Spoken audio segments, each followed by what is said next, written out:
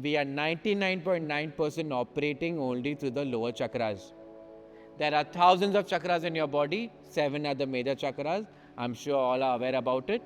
A normal individual like me or you, we operate from the lower chakras. Lower chakras is a house of material attachment, senses and identity.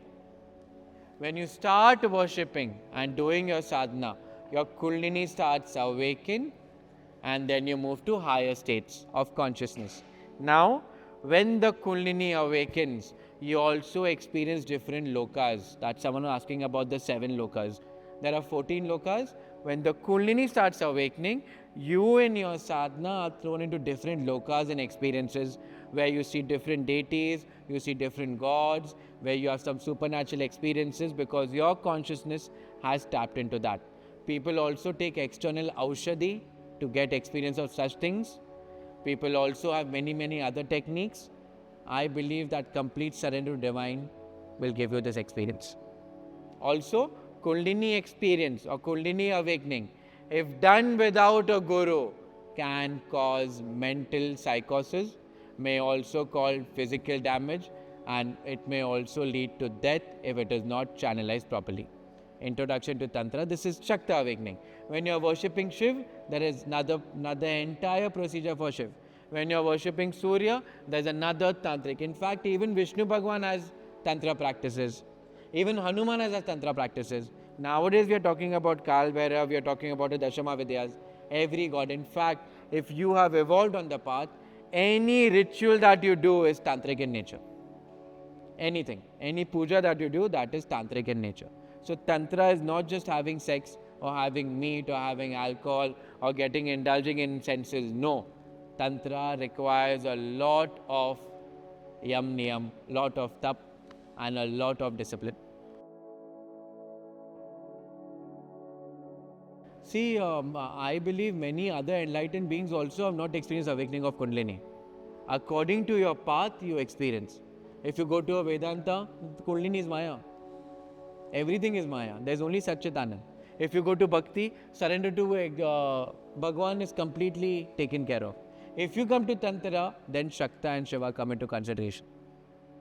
So different schools, different approach, but all will take you to ultimate. In Tantra also, there are 3 types of sadhak. Now in Tantra, I'll just explain simply. One sadhak will offer flower, other sadhak will offer something depending upon his behavior, other sadhak will offer something. Offering a ritual is tantric in nature.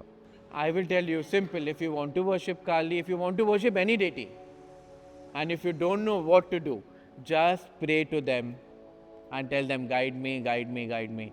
Guidance will come.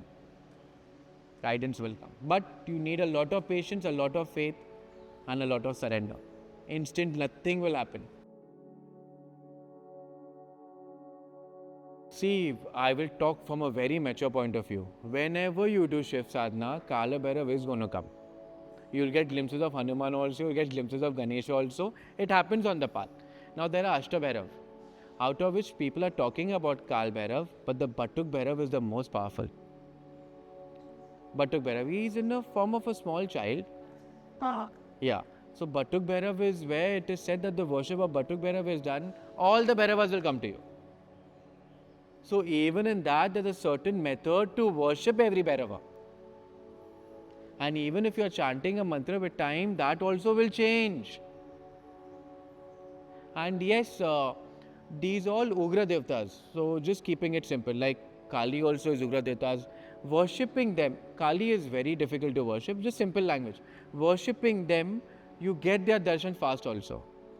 But the problem is, we think that the path is easy, it is not. Because Kal Bhairav, when worshipped properly, will take you to the formless.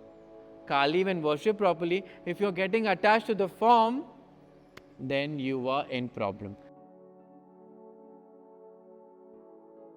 Sri Aurobindo, when you read his books and all, difficult to understand. He was a greatest Vedantic writer. He wrote so much, but very few people could understand his writing. He has shared his personal experience. I am sharing because you'll understand how from formless to form to formless they go. He was in the jail where his verdict was there, and he used to talk to Krishna Bhagwan, and he told Krishna Bhagwan, you know what, Bhagwan, my time is done. Now it's your time to show me that you're everywhere. From form to formless, take me, because I don't know what is going to happen about it. He was sitting in the jail, he goes in a state of trance. When he opens his eyes, he sees the bars as Krishna. He sees the flow as Krishna.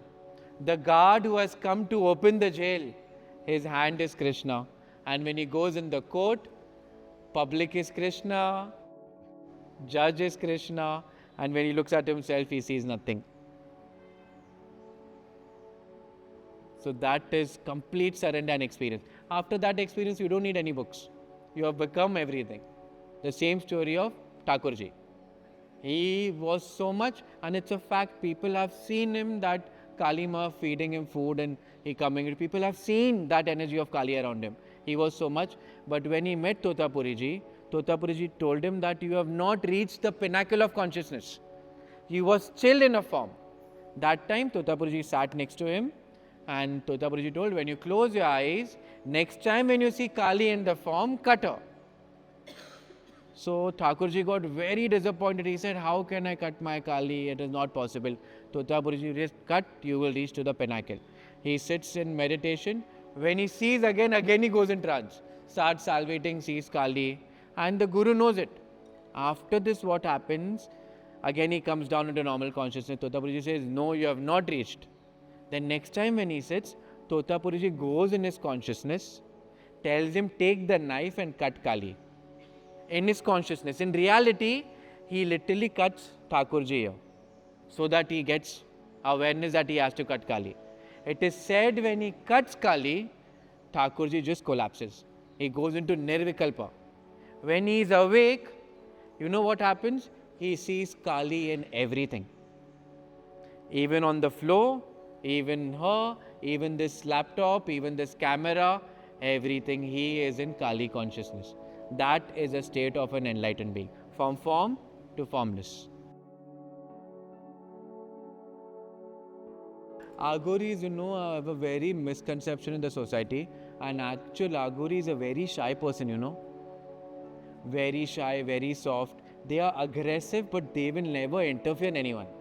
And an actual aghori will not stay in premises. Even if they switch from smashan to smashan, it's only in the night, in that selected time. In fact, aghoris in higher state follow yam and niyam at another level. What is grace? I think grace is a wrong term. We call it Leela. So, grace is always flowing. Leela is always happening. That is, even if you read the Shiv Puran, Shakti Puran, Vishnu Puran, the term Leela comes all the time. The divine plan is already said. The more you are receptive, the more Leela you will. So, at times you are stuck, someone comes to help you. That is also Leela. At times you are looking for a book, someone says, either that is also Leela. So, the more you are open, the more. At times you are stuck in a situation, something, job ka problem ho gaya, or praying, something opens up. But again, if it is not happening, that is also Leela. It is not meant for you, or it is meant something to teach you. That attitude comes, your life becomes a Leela.